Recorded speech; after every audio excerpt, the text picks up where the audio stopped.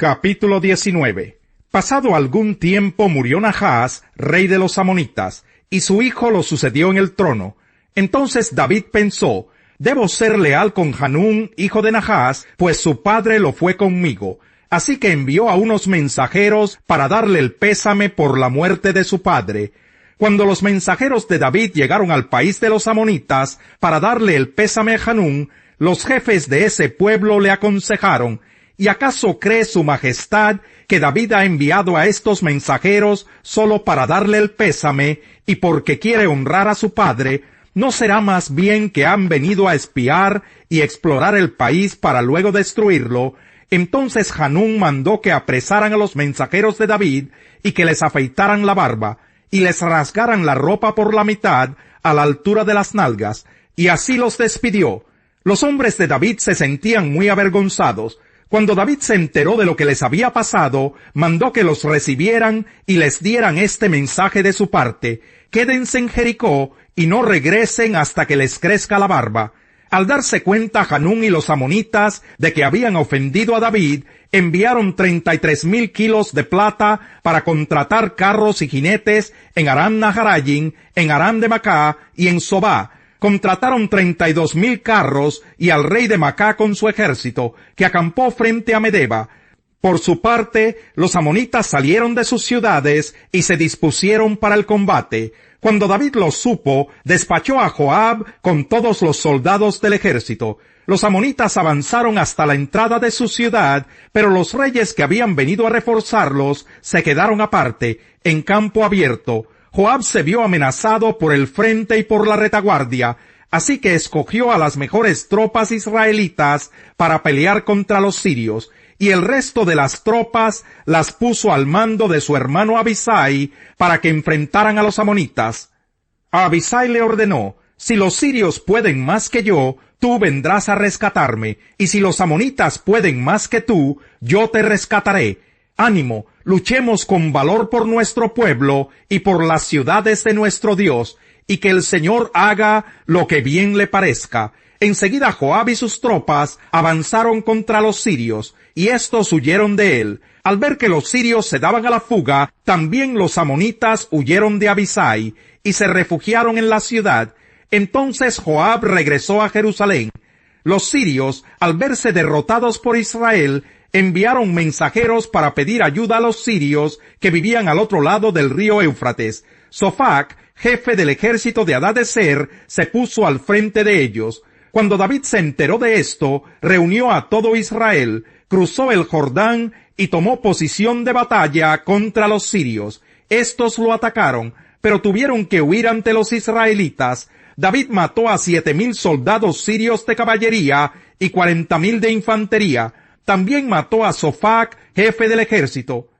Al ver que los sirios habían sido derrotados por los israelitas, todos los vasallos de Hadadezer hicieron la paz con David y se sometieron a él. A partir de entonces, los sirios se negaron a ir en auxilio de los amonitas. Capítulo 20.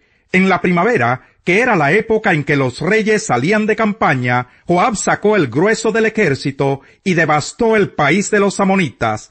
Llegó hasta Rabá, la atacó y la destruyó, pero David se quedó en Jerusalén. Al rey de los amonitas, David le quitó la corona de oro que tenía puesta, la cual pesaba 33 kilos, y estaba adornada con piedras preciosas. Luego se la pusieron a David.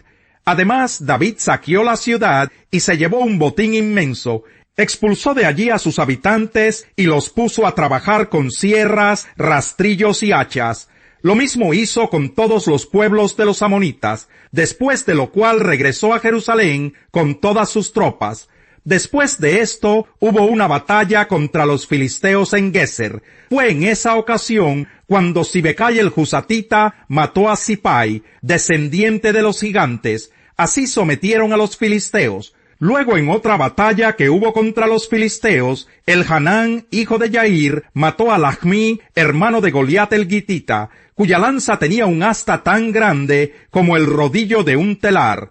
Hubo una batalla más en Gat. Allí había otro gigante, un hombre altísimo que tenía 6 dedos en cada mano y 6 en cada pie. Es decir, tenía 24 dedos en total. Este se puso a desafiar a los israelitas, pero Jonatán, hijo de Simá, que era hermano de David, lo mató. Estos fueron los descendientes de Rafael Gitita, que cayeron a manos de David y de sus oficiales. Capítulo 21. Satanás conspiró contra Israel e indujo a David a hacer un censo del pueblo. Por eso David les dijo a Joab y a los jefes del pueblo: vayan y hagan un censo militar que abarque desde Berseba hasta Dan, y tráiganme el informe para que yo sepa cuántos pueden servir en el ejército. Joab le respondió: que el Señor multiplique 100 veces a su pueblo, pero ¿acaso no son todos ellos servidores suyos? ¿Para qué quiere hacer esto su majestad? ¿Por qué ha de hacer algo que traiga la desgracia sobre Israel? Sin embargo, la orden del rey prevaleció sobre la opinión de Joab, de modo que éste salió a recorrer todo el territorio de Israel. Después regresó a Jerusalén y le entregó a David los resultados del censo militar. En Israel había 1.100.000 que podían servir en el ejército, y en Judá 470.000. Pero Joab no contó a los de las tribus de Leví ni de Benjamín, porque para él era detestable la orden del rey. Dios también la consideró como algo malo, por lo cual castigó a Israel. Entonces David le dijo a Dios: he cometido un pecado muy grande al hacer este censo, he actuado como un necio. Yo te ruego que perdones la maldad de tu siervo. El Señor le dijo a Gad, el vidente de David: anda y dile a David que así dice el Señor: te doy a escoger entre estos 3 castigos, dime cuál de ellos quieres que te imponga. Gad fue a donde estaba David y le dijo: así dice el Señor, elige una de estas 3 cosas, 3 años de hambre, o 3 meses de persecución y derrota por la espada de tus enemigos, o 3 días en los cuales el Señor castigará con peste el país, y su ángel causará estragos en todos los rincones de Israel. Piénsalo bien, y dime qué debo responderle al que me ha enviado. Estoy entre la espada y la pared, respondió David, pero es mejor que yo caiga en las manos del Señor, porque su amor es muy grande, y no que caiga en las manos de los hombres. Por lo tanto, el Señor mandó contra Israel una peste, y murieron 70.000 israelitas. Luego envió un ángel a Jerusalén para destruirla, y al ver el Señor que el ángel la destruía, se arrepintió del castigo, y le dijo al ángel destructor: basta, detén tu mano. En ese momento, el ángel del Señor se hallaba junto a la parcela de Ornán el Jebuseo. David alzó la vista y vio que el ángel del Señor estaba entre la tierra y el cielo, con una espada desenvainada en la mano que apuntaba hacia Jerusalén. Entonces David y los ancianos, vestidos de luto, se postraron sobre su rostro, y David le dijo a Dios: Señor y Dios mío, ¿acaso no fui yo el que dio la orden de censar al pueblo? ¿Qué culpa tienen estas ovejas? ¿Soy yo el que ha pecado? He actuado muy mal. Descarga tu mano sobre mí y sobre mi familia, pero no sigas hiriendo a tu pueblo. Entonces el ángel del Señor le dijo a Gad: dile a David que vaya y construya un altar para el Señor en la parcela de Ornán el Jebuseo. David se puso en camino conforme a la palabra que Gad le dio en nombre del Señor. Ornán se encontraba trillando y al mirar hacia atrás vio al ángel. Los 4 hijos que estaban con él corrieron a esconderse. Al ver Ornán que David se acercaba a su parcela, salió a recibirlo y se postró delante de él. David le dijo: véndeme una parte de esta parcela para construirle un altar al Señor, a fin de que se detenga la plaga que está afligiendo al pueblo. Véndemela por su verdadero precio.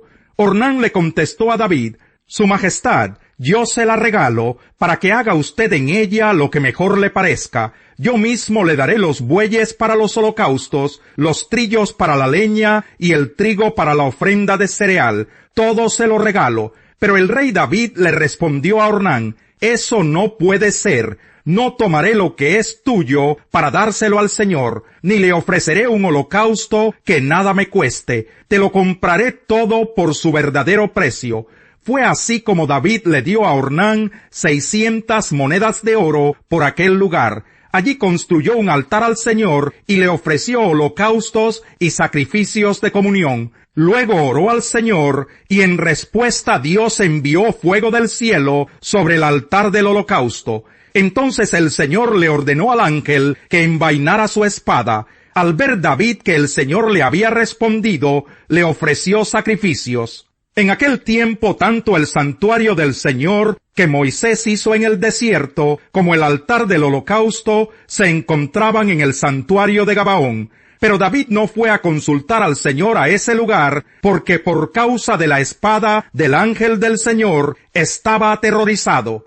La circuncisión tiene valor si observas la ley, pero si la quebrantas, vienes a ser como un incircunciso. Por lo tanto, si los gentiles cumplen los requisitos de la ley, no se les considerará como si estuvieran circuncidados. El que no está físicamente circuncidado, pero obedece la ley, te condenará a ti, que a pesar de tener el mandamiento escrito y la circuncisión, quebrantas la ley. Lo exterior no hace a nadie judío, ni consiste la circuncisión en una señal en el cuerpo. El verdadero judío lo es interiormente, y la circuncisión es la del corazón, la que realiza el espíritu, no el mandamiento escrito. Al que es judío así, lo alaba Dios y no la gente. Capítulo 3. Entonces, ¿qué se gana con ser judío? ¿O qué valor tiene la circuncisión? Mucho, desde cualquier punto de vista. En primer lugar, a los judíos se les confiaron las palabras mismas de Dios. Pero entonces, si a algunos les faltó la fe, ¿acaso su falta de fe anula la fidelidad de Dios? De ninguna manera. Dios es siempre veraz, aunque el hombre sea mentiroso. Así está escrito. Por eso eres justo en tu sentencia, y triunfarás cuando te juzguen. Pero si nuestra injusticia pone de relieve la justicia de Dios, ¿qué diremos? ¿Que Dios es injusto al descargar sobre nosotros su ira? Hablo en términos humanos. De ninguna manera. Si así fuera, ¿cómo podría Dios juzgar al mundo? Alguien podría objetar, si mi mentira destaca la verdad de Dios y así aumenta su gloria, ¿por qué todavía se me juzga como pecador? ¿Por qué no decir, hagamos lo malo para que venga lo bueno? Así nos calumnian algunos, asegurando que eso es lo que enseñamos, pero bien merecida se tienen la condenación. Salmo 11. En el Señor hallo refugio. ¿Cómo pues se atreven a decirme, huye al monte como las aves? Vean cómo tensan sus arcos los malvados, preparan las flechas sobre la cuerda para disparar desde las sombras contra los rectos de corazón. Cuando los fundamentos son destruidos, ¿qué le queda al justo? El Señor está en su santo templo, en los cielos tiene el Señor su trono, y atentamente observa al ser humano, con sus propios ojos lo examina. El Señor examina a justos y a malvados, y aborrece a los que aman la violencia. Hará llover sobre los malvados ardientes brasas y candente azufre. Un viento abrasador será su suerte. Justo es el Señor y ama la justicia. Por eso los íntegros contemplarán su rostro. No va bien con el necio vivir entre lujos, y menos con el esclavo gobernar a los príncipes. El buen juicio hace al hombre paciente. Su gloria es pasar por alto la ofensa. Rugido de león es la ira del rey. Su favor es como rocío sobre el pasto.